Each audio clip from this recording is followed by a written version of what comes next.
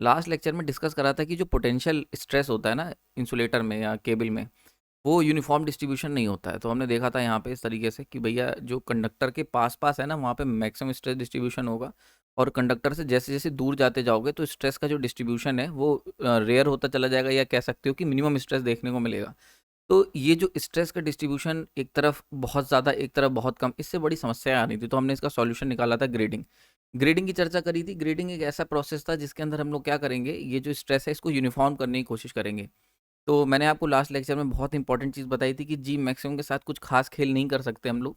तो जो भी करेंगे वो मिनिमम वैल्यू जो है उसको क्लोज लाएंगे, ठीक है। तो हम लोग क्या कर रहे थे, जो आउटर लेयर बहुत ही हल्का स्ट्रेस महसूस कर रही थी, उसका स्ट्रेस बढ़ाने की कोशिश करी जा रही है वाया ग्रेडिंग, ठीक है। तो ग्रेडिंग के बारे में मैंने चर्चा करी थी, दो तरीके की टेक्निक बताई थी ग्रेडिंग करने की, इंट्रोडक्शन दिया था। एक थी कैपेसिटिव ग्रेडिंग, जिसके अंदर हम लोग क्या कर रहे थे कि मल्टीपल लेयर ऑफ इंसुलेटर अलग अलग परमिटिविटी की यूज़ कर रहे थे, और दूसरी थी इंटरशीट ग्रेडिंग। तो आज इस लेक्चर के अंदर हम लोग जो है वो कैपेसिटिव ग्रेडिंग के ऊपर डिटेल में चर्चा करेंगे कि कैपेसिटिव ग्रेडिंग कैसे करते हैं, क्या क्या चीज़ें होती हैं, सारी बारीकियाँ सीखेंगे। चलिए शुरू करते हैं। तो कैपेसिटिव ग्रेडिंग की अगर मैं बात करता हूँ, ठीक है, तो कैपेसिटिव ग्रेडिंग के अंदर क्या होता है, अगेन पहले तो समझ लो ग्रेडिंग में कर ही क्या रहे हैं। सारी ग्रेडिंग में एक ही काम कर रहे हैं। हमारा काम क्या था कि जो जी मैक्सिमम है और जो जी मिनिमम है, इनके बीच के गैप को ख़त्म करना। अब ये तो कहीं, इसको तो हम वैसे ही ऑलरेडी मैक्सिमम वैल्यू, इसके साथ कुछ खेल कर नहीं सकते। तो क्या कर रहे हैं, जी मिनिमम को इसके करीब लेके जा रहे हैं। वो कैसे करेंगे, जी मिनिमम को राइज अप करके, यानी कि जो आउटर लेयर है यहाँ पे स्ट्रेस को बढ़ा के। तो वही चीज़ यहाँ पे होगी। कैपेसिटिव ग्रेडिंग में भी क्या होता है कि हम लोग जी मिनिमम की वैल्यू जो है आउटर एजेस पे उसे इंक्रीज करेंगे यूजिंग मल्टीपल डायलैक्ट्रिक, यानी कि अलग अलग डायलैक्ट्रिक इस्तेमाल करके। तो देख सकते हो यहाँ पे, ये मान के चलते हैं सर्टेन किसी और डायलैक्ट्रिक मटेरियल है, ये डायलैक्ट्रिक मटेरियल 1 है, ये डायलैक्ट्रिक मटेरियल 2 है।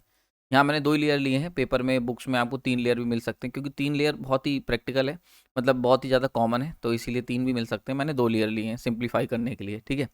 तो ये अलग अलग डायलैक्ट्रिक्स लिए हैं। अच्छा, अब इसके पीछे का कॉन्सेप्ट आ जाता है कि ऐसा क्यों कर रहे हैं। तो देखो, जी का जो फॉर्मूला था, ठीक है, जी का फॉर्मूला एक तो ये था कि वी अपॉन में X L N R by are, ठीक है, एक तो ये वाला फॉर्मूला था। एक फॉर्मूला जी का होता है क्यू अपॉन में 2 पाई एक्स एप्साइलन, बहुत इंपॉर्टेंट, ठीक है। पोटेंशियल ग्रेडियंट डायलैक्ट्रिक स्ट्रेस वाला लेक्चर देखना, उसमें मैंने ये वाला फॉर्मूला भी स्पेसिफाई करा हुआ है। तो ये दूसरा फॉर्मूला है। इस फॉर्मूले को अगर ध्यान से देखो तो चार्ज कांस्टेंट 2 पाई कांस्टेंट, तो बचा क्या, एप्साइलन और एक्स, ठीक है। एक्स क्या है यहाँ पे, सेंटर से दूरी, यहाँ से यहाँ तक की दूरी जहाँ पे भी जा रहे हो, और epsilon is the permittivity of the particular dielectric material, ठीक है, क्या आ गया। तो अगर हम चाहते हैं कि, हम क्या चाह रहे हैं कि जी हमारा कांस्टेंट बना रहे हैं। अब जी जो है अगर ध्यान से देखोगे तो जी इन्वर्सली प्रोपोर्शनल है एप्सिलॉन के, ठीक है, क्लियर हो रहा है यहाँ पे, समझ में आ रही बात ये। और जी इन्वर्सली प्रोपोर्शनल है एक्स के भी, ठीक है, दोनों के प्रोपोर्शनल है एप्सिलॉन। तो अगर हम चाहते हैं कि हमारा जो डायलैक्ट्रिक है, वो सॉरी जो केबल है उसके अंदर स्ट्रेस यानी पोटेंशियल ग्रेडियंट यूनिफॉर्मली डिस्ट्रीब्यूट हो, तो वहाँ पे क्या होगा, पोटेंशियल ग्रेडियंट इनिशियल वैल्यूज़ पे हाई परमिटिविटी का रखेंगे क्योंकि जी ज़्यादा है, और जैसे जैसे दूर जाते जाएंगे वैसे वैसे क्या होगा, हम लोग परमिटिविटी की वैल्यू कम करते जाएंगे ताकि जी की वैल्यू बढ़ती चली जाए। क्लियर हो रहा है यहाँ पे, समझ में आ रहा है। तो देखो अल्टीमेटली हम कर क्या रहे हैं, हम लोग जी मिनिमम की वैल्यू को राइज अप करने की कोशिश कर रहे हैं। अब ये कैसे कर सकते हैं, बाई, क्योंकि ये इन्वर्सली प्रोपोर्शनल परमिटिविटी के, तो बाई इंक्रीजिंग दी परमिटिविटी। तो हम लोग क्या करेंगे, जी मिनिमम की वैल्यू को इंक्रीज करेंगे, ठीक है, by reducing the permittivity of the dielectric with the distance. समझ में आ रही बात, ये करना क्या है। तो कॉन्सेप्ट समझ में आ गया। कॉन्सेप्ट क्या है, सिंपल सा कॉन्सेप्ट है कि जी इन्वर्सली प्रोपोर्शनल है एप्सिलॉन परमिटिविटी और उसकी डिस्टेंस के। तो हम लोग क्या करेंगे, जैसे जैसे दूरी बढ़ाते जाएंगे वैसे वैसे परमिटिविटी को डाउन करते चले जाएंगे इंसुलेटर की। तो जो पास वाला इंसुलेटर है, ये वाला रेड वाला, इसकी परमिटिविटी हाई रखेंगे, और जैसे जैसे दूर जाते जाएंगे यानी ब्लू वाला, इसकी परमिटिविटी लो रखेंगे, ताकि ओवरऑल जी जो है वो सेम बना रहे। That is the simple concept जो हम इसमें करने की कोशिश कर रहे हैं। यानी कि अगर जैसे फॉर एग्जाम्पल रेड वाले की परमिटिविटी एप्सिलॉन बने, ब्लू वाले की एप्सिलॉन 2 है, तो हमें इस तरीके से रखना है कि एप्सिलॉन 2 की वैल्यू कम हो, एप्सिलॉन 1 की ज़्यादा हो, शुरुआत वाले की ज़्यादा बाद वाले की कम, ताकि जी मिनिमम की वैल्यू जी मैक्सिमम के लगभग बराबर आ सके। दिस इज द वे जिसके थ्रू हम अचीव करने की कोशिश करेंगे uniformity in the stress distribution. समझ में आ रहा है, अभी और समझ में आएगा डिटेल में, ठीक है। तो देखो यहाँ पे क्या होगा, अगर हम ऐसा करते हैं, अगर हम लोग कैपेसिटिव ग्रेडिंग करते हैं, मतलब मल्टीपल लेयर यूज़ करते हैं, तो विदाउट ग्रेडिंग हमने देखा कि जैसे ही कोर से हम निकलेंगे और शीट की तरफ जाएंगे, this is your metal sheet, तो जैसे ही कोर से निकल के शीट की तरफ जाओगे तो देखो जी मैक्सिमम गिरना शुरू हो जाएगा और मिनिमम वैल्यू अचीव कर लेगा। मिनिमम वैल्यू इसकी यहाँ पर है, इतने नीचे, समझ में आ रही है। लेकिन जैसे ही हम लोग मल्टीपल इंटरशीट मल्टीपल ग्रेडिंग करते हैं, या सॉरी मल्टीपल डायलैक्ट्रिक का इस्तेमाल करेंगे तो देखो यहाँ पे जैसे ही पहुँचे तो जी मिनिमम जी मैक्सिमम वैल्यू हमें अटेन हो गई at the surface of the conductor. अब जैसे ही तुम आगे बढ़ोगे तो ये डाउन होना शुरू होगी, पर जैसे ही थोड़ा सा आगे बढ़ोगे अब यहाँ पे क्या सेकंड लेयर स्टार्ट होगी, सेकंड लेयर। तो देखा गया कि जैसे ही हमने सेकंड लेयर एक एक लो परमिटिविटी इंसुलेटर की लगाई तो वापस से क्या हुआ, ये वैल्यू ऊपर पहुंच गई। ठीक है, वापस से जी मैक्सिमम, यहाँ पर भी हमें जी मैक्सिमम मिलेगा। फिर क्या होगा, फिर जैसे आगे आगे बढ़ोगे फिर वापस डिक्रीज होने लगेगी। ठीक है, क्लियर हो रहा है। तो इस तरीके का कर्व देखने को मिला, यानी कि हमने क्या करा, जो जी मिनिमम की वैल्यू है देखो वो अपहोल्ड कर ली। इस पर्टिकुलर कर्व को अगर ध्यान से देखोगे तो जी मिनिमम की वैल्यू मिली यहाँ पर। ठीक है, और इसकी वैल्यू देखो कहाँ पर है, इसकी वैल्यू मिली है यहाँ पर। समझ में आ रहा है। तो हमने जी मिनिमम को ऊपर उठा दिया, तो ये मान के चलते हैं this is your G maximum. तो इस केस में देखो ये है तुम्हारा जी मैक्सिमम और ये है जी मिनिमम। तो यहाँ पे देखो जी मैक्सिमम और जी मिनिमम की दूरी बहुत ज़्यादा है, इसीलिए अनइवन डिस्ट्रीब्यूशन था। यहाँ पे देखो जी मैक्सिमम और जी मिनिमम की वैल्यू बहुत कम है, तो this is what we called even distribution, close to even, close to even distribution, मतलब इक्वल डिस्ट्रीब्यूशन हो रहा है। देख सकते हो ना, मैक्सिमम और मिनिमम में कुछ खास अंतर नहीं है। तो ये कर्व भी आपको बता रहा है, और ये मैंने डायग्राम से विजुलाइज भी करवाया है आपको, ये आप देख सकते हो लगभग लगभग हमने यूनिफॉर्म स्ट्रेस का डिस्ट्रीब्यूशन किया हुआ है। That is the major benefit of using capacitive grading. Layer construction अब कैसे लगाओगे, मतलब कितनी लेयर यूज करोगे, कितनी दूरी पर कौन सा डायलैक्ट्रिक का परमिटिविटी का डायलैक्ट्रिक लगाओगे, ये सब की कैलकुलेशन कर लेते हैं। तो जैसे सबसे पहले एक बात समझ लो, जो अनग्रेडेड केबल होते हैं जिनके अंदर कैपेसिटिव ग्रेडिंग नहीं की गई होती, वो होते हैं होमोजीनियस डायलैक्ट्रिक के। होमोजीनियस मतलब एक ही डायलैक्ट्रिक का बना हुआ है। तो ये फॉर एग्जांपल जिसके अंदर अनग्रेडेड केबल है, ये क्या अनग्रेडेड केबल मतलब इसके अंदर कोई भी हमने ग्रेडिंग नहीं करी है। तो अनग्रेडेड केबल ये वाला जो देख रहे हो, this is your homogeneous dielectric. कोई भी ग्रेड इसके अंदर सिंपल, होमोजीनियस मतलब सिंगल डायलैक्ट्रिक। लेकिन जो हम बात करते हैं कैपेसिटिव ग्रेडिंग की, इसके अंदर हम लोग नॉन होमोजीनियस डायलैक्ट्रिक का इस्तेमाल करते हैं। बहुत इंपॉर्टेंट है, पेपर में आया था तो मैंने ये पॉइंट आपको यहाँ बता दिया। पेपर में काफ़ी बार पूछा गया है। तो नॉन होमोजीनियस डायलैक्ट्रिक का मतलब क्या हुआ, नॉन होमोजीनियस मतलब केवल एक ही चीज़ से मिलकर नहीं बने हैं, अलग अलग है। समझ में आ रहा है। इसको हम लोग कंपोजिट डायलैक्ट्रिक भी कह सकते हैं, मतलब multiple layer of different dielectrics, अलग अलग डायलैक्ट्रिक की लेयर हैं। तो होमोजीनियस का मतलब हो गया सिंगल लेयर ऑफ डायलैक्ट्रिक, यानी कि पूरा जो भी इंसुलेटर यूज़ कर रहा है उसकी एक ही परमिटिविटी है। लेकिन नॉन होमोजीनियस का मतलब मल्टीपल डायलैक्ट्रिक, यानी मल्टीपल परमिटिविटी वाले हम लोग डायलैक्ट्रिक का इस्तेमाल करेंगे। ये बात अच्छे से दिमाग में बैठा लेना। तो पेपर में पूछा गया था कि नॉन होमोजीनियस डायलैक्ट्रिक कहाँ यूज़ होते हैं, तो आंसर था कैपेसिटिव ग्रेडिंग में। ठीक है, क्लियर हो गया, यहाँ पे समझ में आ गया। नाउ हम चाहते क्या है, हम चाहते हैं भैया हमारा जी कांस्टेंट बना रहे, मतलब हम यहाँ से चलें, बहुत ध्यान से समझ लो, यहाँ से चलें और यहाँ तक पहुँच जाएं, पर जी यानी कि पोटेंशियल ग्रेडियंट या स्ट्रेस का जो डिस्ट्रीब्यूशन है वो सेम रहे, कांस्टेंट बना रहे। यही तो चाहते हो तुम, यही तो हमारी इच्छा है, एकलौती इच्छा। ठीक है, समझ में आ रही बात ये। ना अब देखो यहाँ पे इसको ध्यान से समझते हैं कि ये किस पे डिपेंड करता है, फॉर्मूला देखो। ठीक है, अब अगर फॉर्मूले को बहुत ध्यान से देखते हैं तो देखो यहाँ पे मैंने अभी पीछे बताया था जी इक्वल टू क्यू अपॉन में 2πε/x। अब ये चीज़ें तो कांस्टेंट हैं, तो अब जी इनवर्स प्रोपोर्शनल आ गया ε/x के। ठीक है, x क्या है, डिस्टेंस फ्रॉम द सेंटर। ठीक है, डिस्टेंस हो गई सेंटर से, डिस्टेंस फ्रॉम सेंटर, ये डायलैक्ट्रिक स्ट्रेस वाले लेक्चर में समझाया था। और परमिटिविटी हो गई, दिस इज परमिटिविटी। अब हम क्या चाहते हैं, हम चाहते हैं कि भैया जी कांस्टेंट बना रहे हैं, तो जी जो है वो इनवर्स प्रोपोर्शनल है ε/x के। तो अगर तुम चाहते हो जी कांस्टेंट रहे, तो ये जो ε/x है इनका प्रोडक्ट ये भी तो कांस्टेंट रहना चाहिए, क्योंकि अगर इनका प्रोडक्ट हमने कांस्टेंट कर दिया तो उससे जी भी कांस्टेंट हो जाएगा। समझ में आ रही बात ये।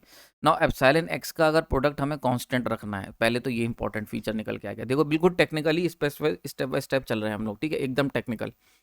तो जी को कांस्टेंट करने के लिए हम लोगों ने क्या करा, ε/x को कांस्टेंट कर दिया। ठीक है, अब ε/x को कांस्टेंट करेंगे तो यानी कि इसका मतलब क्या हुआ, epsilon inversely proportional to x। ये चीज़ लिख दी मैंने यहाँ पे। ठीक है, तो इसका क्या मतलब हुआ कि जैसे जैसे डिस्टेंस बढ़ेगी सेंटर से, वैसे वैसे परमिटिविटी डाउन होनी चाहिए। तो अगर आप चाहते हैं कि भैया, जो अभी हमने पीछे डिस्कस करा था, अगर आप चाहते हैं कि आपका डायलैक्ट्रिक जो स्ट्रेस है वो यूनिफॉर्मली डिस्ट्रीब्यूट हो ओवर द डायलैक्ट्रिक, तो जैसे जैसे आप दूर जाते जाएं, as we move away from the center, X को इंक्रीज करेंगे, परमिटिविटी विल गोज डाउन। तो परमिटिविटी डाउन होनी चाहिए। अगर ऐसा कर पाए तो हमें क्या होगा, एक यूनिफॉर्म स्ट्रेस डिस्ट्रीब्यूशन देखने को मिलेगा, पोटेंशियल ग्रेडियंट की वैल्यू कांस्टेंट हो जाएगी। समझ में आ रही, this is the complete mathematical picture. ठीक है, क्लियर हो गया यहाँ पे ना। अब देखो यहाँ पे फॉर एग्जांपल, अब इसका क्या मतलब हुआ, जैसे कि सेंटर पे है, अब सेंटर से यहाँ तक की दूरी है x1 और सेंटर से यहाँ तक की दूरी है, मान के चलते हैं x2। ठीक है, तो x1 छोटी है, छोटी डिस्टेंस बड़ी परमिटिविटी, तो इसकी परमिटिविटी हमें बड़ी रखनी पड़ेगी, तो एप्सिलॉन बड़ी रख दी। बड़ी डिस्टेंस छोटी परमिटिविटी, तो ये वाली जो लेयर जो स्टार्ट हो रही है इसकी परमिटिविटी एप्सिलॉन 2, तो बड़ी डिस्टेंस छोटी परमिटिविटी, समझ में आ रहा है, छोटी डिस्टेंस बड़ी परमिटिविटी या बड़ी डिस्टेंस छोटी परमिटिविटी। सो दिस इज, ये कहाँ से आया ये लॉजिक यहीं से आया कि G inverse proportional to epsilon X. ठीक है, क्लियर हो गया। नाउ अब इसको हम थोड़ा सा और स्टडी करेंगे और 3 लेयर को समझ लेते हैं, कैलकुलेशन फॉर 3 लेयर। ठीक है, 3 लेयर क्यों ले रहे हैं, क्योंकि सबसे ज़्यादा प्रैक्टिकल है, सबसे ज़्यादा पेपर में यही पूछा जाता है, तो मोस्ट प्रैक्टिकल है 3 लेयर। ठीक, तो 3 लेयर की अगर हम लोग बात करते हैं तो फॉर एग्जांपल ये है हमारा कंडक्टर, इसको मैंने शॉर्ट में बना दिया, बहुत बड़ा डायग्राम बनता है उससे भी कोई फायदा नहीं है। ये कंडक्टर हो गया, ये एक डाइलेक्ट्रिक हो गया परमिटिविटी एप्सिलॉन 1 का, यहाँ पे दूसरी लेयर है, यहाँ पे दूसरी लेयर है एप्सिलॉन 2 की, और यहाँ तीसरी लेयर है डाइलेक्ट्रिक की एप्सिलॉन 3 की। समझ में आ रहा है, तो ये 3 डिफरेंट है। ठीक है, अलग अलग डाइलेक्ट्रिक की हमने लेयर ली हुई है, डाइलेक्ट्रिक 1, डाइलेक्ट्रिक 2, डाइलेक्ट्रिक 3, तो 3 लेयर मैंने यहाँ पे लिख दिया। ठीक है, तो पहली लेयर जो है वो स्टार्ट होगी एक्स डिस्टेंस, मतलब कोर का अगर डायमीटर एक्स है तो पहली लेयर एक्स डिस्टेंस से स्टार्ट होगी, दूसरी लेयर x1 से स्टार्ट होगी, तीसरी x2 से, और चौथी जो है वो, चौथी तो है ही नहीं, तीसरी x2 से होगी, और ये सब खत्म कहाँ होगा, ये सब खत्म हो जाएगा हमारा x3 जो कि इक्वल है r के। समझ में आ रही बात ही, that is the complete radius. ठीक है, समझ में आ रहा है, यानी कि अगर हम ये बनाते तो यहाँ पे क्या है, ये this is your metal sheet, यहाँ पे आ जाएगी तुम्हारी मेटल शीट, तो यहाँ पे ये खत्म हो जाएगा, तो स्टार्ट होगा x इक्वल टू नथिंग बटा स्मॉल r। ठीक है, तो यहाँ से स्टार्ट होगा स्मॉल r से और कैपिटल R तक जाएगा। क्लियर हो गया ये सारी चीज़ें आगे अभी यूज़ होंगी। नाउ अब देखते हैं ग्रेडिंग, तो जैसे ही हमने ये ग्रेडिंग करी मल्टीपल लेयर की, तो अभी हमने 2 लेयर की देखी थी, दो लेयर में ऐसे करके डिप होना शुरू हो रहा था, जैसे सेंटर पे कंडक्टर के सरफेस पे पहुंचे तो डाइलेक्ट्रिक स्ट्रेंथ जो थी, डाइलेक्ट्रिक स्ट्रेस मैक्सिमम था, देन उसके बाद जैसे जैसे हम आगे बढ़ रहे थे यहाँ डिक्रीज होना शुरू हो रहा था, तो ये डिक्रीज कर दिया। फिर अब क्या होगा, फिर जैसी दूसरी लेयर स्टार्ट हो रही थी एक कम परमिटिविटी की, तो वापस से स्ट्रेस वहीं पहुंच जा रहा था, यही चीज़ यहाँ पे होगी, तभी तो सेम स्ट्रेस अटेन हो रहा है, तो फिर से सेम स्ट्रेस ऊपर पहुंच गया यहाँ पर, फिर उसके बाद डाउन होना शुरू हो गया, फिर जैसे यहाँ पहुंचेंगे तीसरी लेयर स्टार्ट होगी तो वापस इसे अप कर देगा, देन इस तरीके से डाउन होगा, तो ये कर्व हमारा इस तरीके से बन के आ जाएगा। तो जितनी लेयर होंगी, अब मान के चलते हैं एक लेयर और होती तो ये वापस से यहाँ पे ऊपर चला जाता, फिर डाउन होने लगता। समझ में आ रहा है, तो जितनी ज़्यादा लेयर लगाओगे उतनी बार इसे जल्दी जल्दी अपलिफ्टमेंट मिलेगा। क्लियर हो गया यहाँ पे, तो ये 3 हमें मिल के आ गए, वैल्यू आ गई निकल के, GM1 GM2 GM3। ठीक, लिख लेते हैं। तो देखो एक चीज़ बड़ी ध्यान से देखने को मिल रही है कि GM1 GM2 GM3 सबकी वैल्यू एक ही है, एक ही लेवल पे लाई कर रही हैं, जी मैक्सिमम पे। तो GM1 equal to GM2 equal to GM3 equal to G maximum की वैल्यू, जो भी मैक्सिमम हम लोग कंडक्टर के सरफेस पे होता है, तो जो कंडक्टर के सरफेस पे बेसिकली वो GM1 ही है वो, और जैसे जैसे लेयर की स्टार्टिंग होगी वहाँ पे सेम हमें मैक्सिमम पोटेंशियल ग्रेडियंट देखने को मिल रहा है। तो जो वैल्यू मिनिमम हो जाती थी, बहुत इंपॉर्टेंट चीज़, जो हम जैसे जैसे दूर जाते जाते थे पोटेंशियल ग्रेडियंट कम होता जाता था, लेकिन via using different multiple layers of the dielectric जिसकी परमिटिविटी कम होती जा रही है, तो आप हम क्या कर रहे हैं, मैक्सिमम वैल्यू को बार बार अटेन कर पा रहे हैं। ठीक है, तो अगर कोई दूर से खड़े होकर देखेगा तो उसे लगेगा कि विदाउट ग्रेडिंग में यहाँ तक वैल्यू मिनिमम गिर रही थी, लेकिन अब क्या है, मैक्सिमम से मिनिमम की वैल्यू केवल इतनी ही गिरी, this is the only fall. समझ में आ रही बात है, ठीक है, क्लियर हो गया यहाँ पे। तो यहाँ पे देख सकते हो that is a very important part, इसी के लिए तो ग्रेडिंग कर रहे थे कि मैक्सिमम और मिनिमम के बीच की दूरी को कम करा जा सके। आई होप समझ में आ गया होगा। अब ये तीनों बराबर हो गए, यहाँ से देख सकते हो, तो GM1 की वैल्यू अगर निकाल लें तो जी का फॉर्मूला क्या होता है, इक्वल टू Q/2πx एप्सिलॉन। ठीक है, तो अगर G1 की बात कर लें, GM1 मैक्सिमम वैल्यू, तो मैक्सिमम वैल्यू निकाल लो यहाँ पे, तो Q divide by pi epsilon 1 x।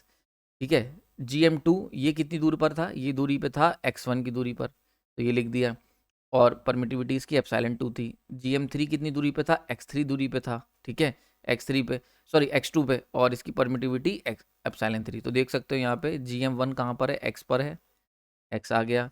GM2 कहाँ पर है, x1 पे है, x1 आ गया।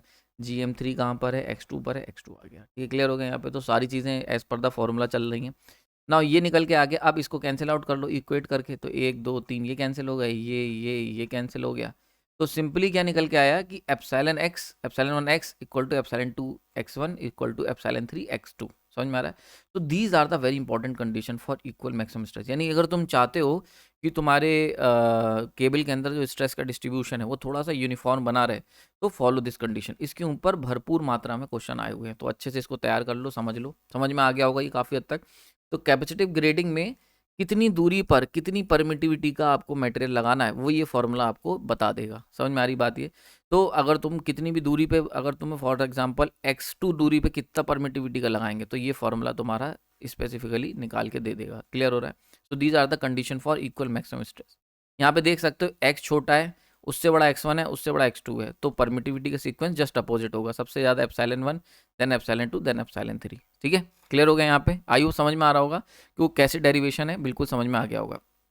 नेक्स्ट, अगर हम बात करते हैं आइडियल ग्रेडिंग की, आइडियली हम क्या चाहते हैं? आइडियली चाहते हैं कि बिल्कुल ही यूनिफॉर्म डिस्ट्रीब्यूशन हो, मतलब जी मैक्सिमम जो है वो इक्वल हो जाए जी मिनिमम के। तो जरा देखते हैं कि ये कैसे हो पाएगा।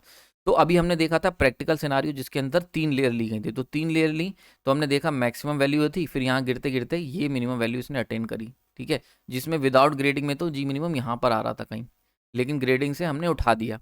ठीक है, अब अगर हम क्या करें, यहाँ पे और लेयर डाल दें, ऐसे खूब सारी लेयर डाल दें, तो हमने देखा जैसे ही, देखो हो क्या रहा है, बहुत ध्यान से समझना, बहुत कॉन्सेप्चुअल बता रहा हूँ।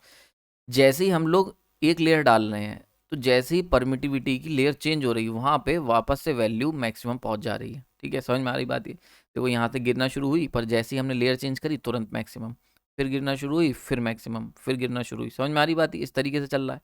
तो अगर हम लोग इसके बीच में एक एक लेयर और बढ़ा दें तो क्या होता?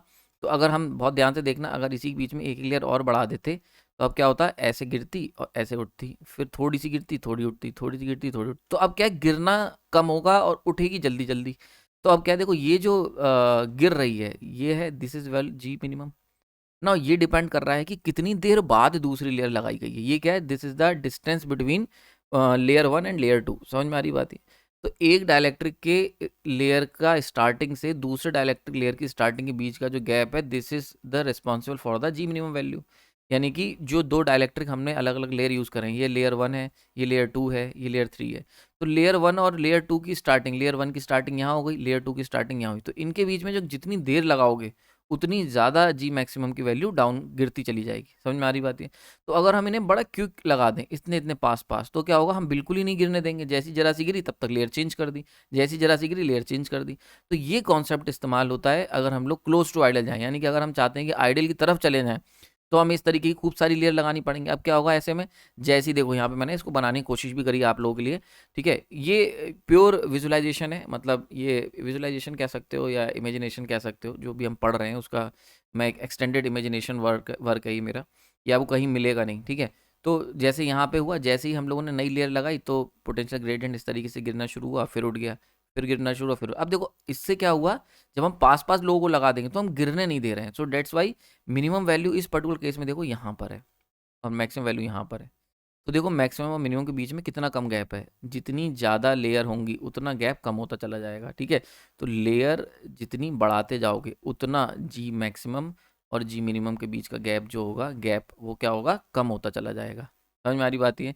तो अगर हम ये बिल्कुल ही ख़त्म करना चाहते हैं, अगर मैं कहूँ कि जी मैक्सिमम आइडियली इक्वल हो जाए जी मिनिमम के, तो ऐसा करने के लिए इन्फानाइट लेयर्स आपको लगानी पड़ेंगी। मतलब कि बिल्कुल जैसे एक भी परसेंट ना गिरे ना, तो इसके लिए क्या होगा, इन्फानाइट लेयर लगानी पड़ेंगी। तो that's is the ideal case. तो अगर कोई कहता है कि आइडियल कैपेसिटिव ग्रेडिंग कैसे कर सकते हैं, तो भाई इन्फानाइट लेयर चाहिए होंगी। ठीक है, और अगर कोई कहता है कि एक है केबल 3 लेयर का, देखो यहाँ पे बहुत इंपॉर्टेंट कॉन्सेप्ट है ये, इसमें तुम्हें कोई भी घुमा सकता है। मान लो तीन, कोई तुमसे पूछ रहा है एक केबल है 3 लेयर की कैपेसिटिव ग्रेडिंग की है और एक में 4 लेयर की करी है, तो मिनिमम और मैक्सिमम का डिफरेंस सब कम किस में होगा, तो 4 लेयर वाली में भाई साहब कम होगा, क्योंकि जितनी ज़्यादा तुम लेयर लगाते जाओगे उतनी तुम जल्दी जल्दी जी मिनिमम की फॉल को रोक पाओगे, उतना क्लोज आ जाओगे। समझ में आ रही बात? उतना गिरने ही नहीं दोगे। तो डेट इज द केस। तो ये हो गया तो आइडियली, लेकिन यहाँ पे क्या इन्फानाइट लेयर चाहिए। ठीक है, डायलैक्ट्रिक्स की, और वो भी परमिटिविटी इन डिक्रीजिंग ऑर्डर। तो यार ये मिलना ना बहुत ही मुश्किल है, तो इसीलिए आइडियल तो आइडियल है। ठीक है, क्लियर हो गया यहाँ पे?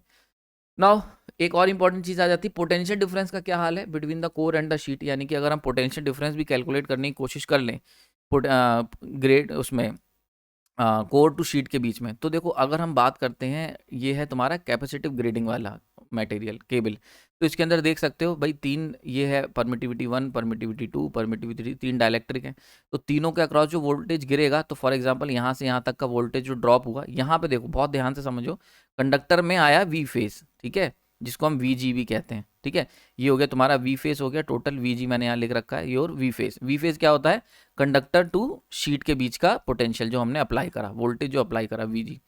ठीक है, तो ये हो गया वी फेस। अब देखो, अब यहाँ से जब एक लेयर पे आए तो एक लेयर पे गिर गया, V1 का ड्रॉप हो गया, लेयर 2 को पार करा तो V2 का ड्रॉप हो गया, लेयर 3 को पार करा तो V3 का ड्रॉप हो गया।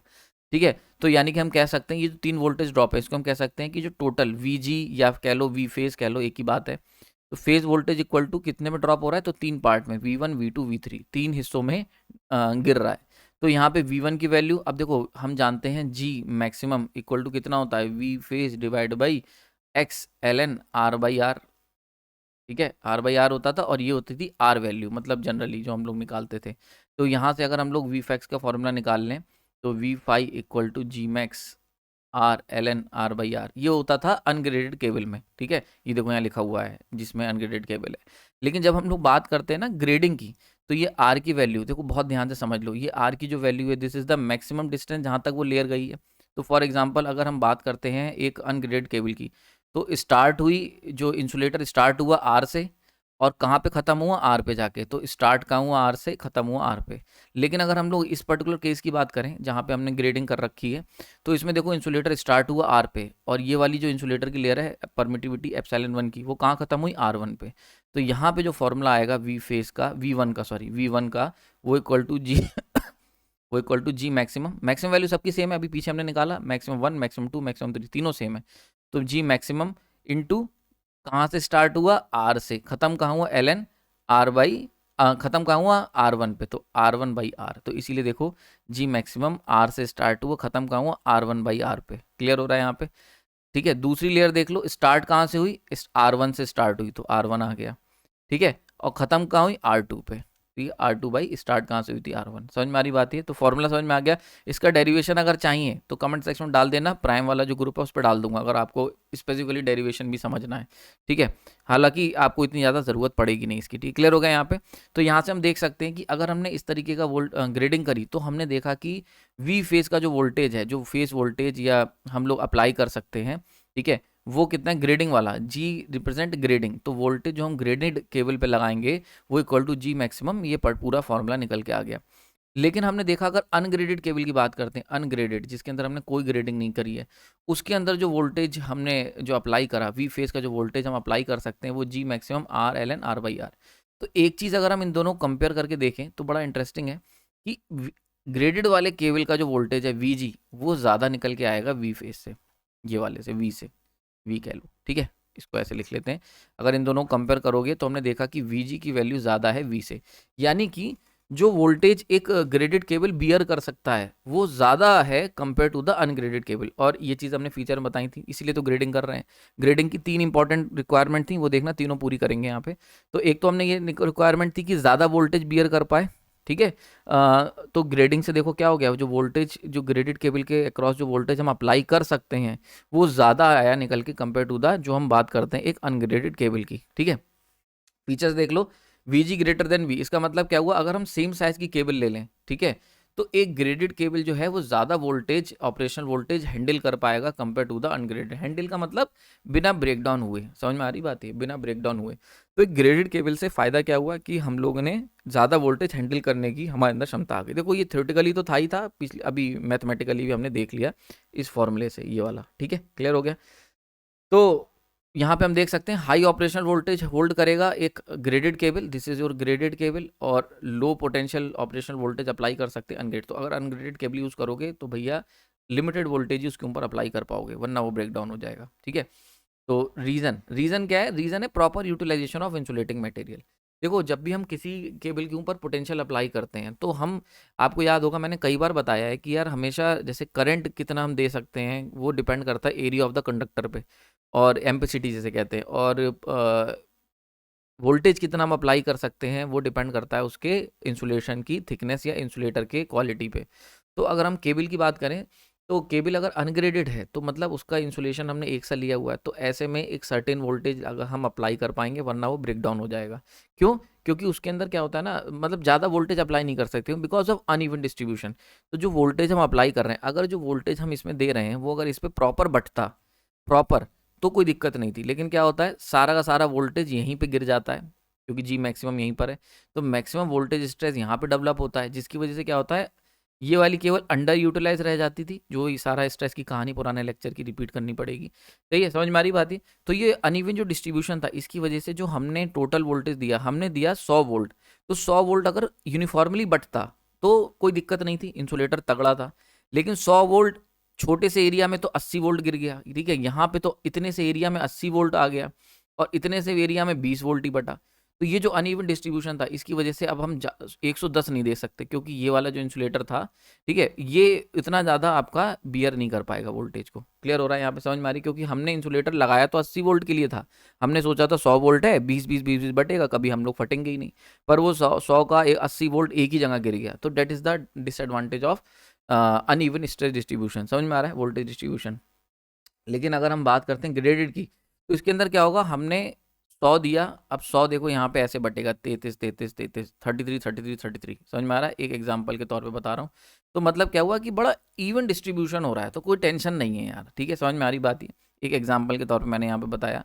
तो इससे क्या होगा कि हम ज़्यादा वोल्टेज इसके ऊपर अप्लाई कर सकते हैं, क्योंकि हमने जो डायलैक्ट्रिक लिए वो तो 80 वोल्ट के लिए हमारा है। तो 80 वोल्ट के लिए तो अब हम और वोल्टेज दे सकते हैं, 100 की जगह हम 200 दे देंगे, तब भी हम बियर कर लेंगे। क्यों? क्योंकि इवनली डिस्ट्रीब्यूट कर रहा हूँ मैं। That is the benefit of grading, ठीक है। ओके, नेक्स्ट पॉइंट क्या है, अगर हम इसका उल्टा कर लें, मतलब अगर हम लोग वोल्टेज फिक्स मान लें, तो सेम वोल्टेज के लिए तो ग्रेडेड केबल छोटे साइज की काम कर जाएगी as compare to the ungraded cable. देखो, फॉर सेम वोल्टेज के लिए अनग्रेडेड केबल जो है बड़ी लगेगी, और जो ग्रेडेड है वो छोटे में काम हो जाएगा, ठीक है। तो स्पेस भी बचेगा, ठीक। नाउ मेजर ड्रॉबैक क्या थे, दो ही ड्रॉबैक थे इसके, और वो बहुत ही बड़े ड्रॉबैक थे, इसलिए हम इसका इस्तेमाल भी रेयर करते हैं। बड़ी अजीब बात है, इतने दिनों से पढ़ रहे हैं, लेकिन आप यकीन नहीं करोगे, दोनों ग्रेडिंग मेथड का इस्तेमाल नहीं किया जाता प्रैक्टिकली, ठीक है। ये बहुत अजीब है, लेकिन ऐसे ही है हमारा एजुकेशन सिस्टम। तो हमें एजुकेशन सिस्टम की नहीं यार, हमें देखो एक्चुअली क्या है ना, हमें आपको टेक्निकलिटीज़ पता होनी चाहिए। ये आइडिया केबल में फेल हो गया, मतलब आप यूज़ नहीं करते इनमें से। बहुत जगहों पे मैंने देखा है कि जैसे इंजीनियर से बात होती है तो कोई ग्रेडिंग व्रेडिंग का इस्तेमाल नहीं करते हैं, लेकिन आपको पता होना चाहिए। क्यों? क्योंकि ये टेक्नोलॉजी आप कहीं और लगा दोगे, कहीं और कभी ऐसी प्रॉब्लम में फंसोगे, तो ये टेक्नोलॉजी आप वहाँ यूज़ करके स्ट्रेस का डिस्ट्रीब्यूशन को यूनिफॉर्म कर सकते हो।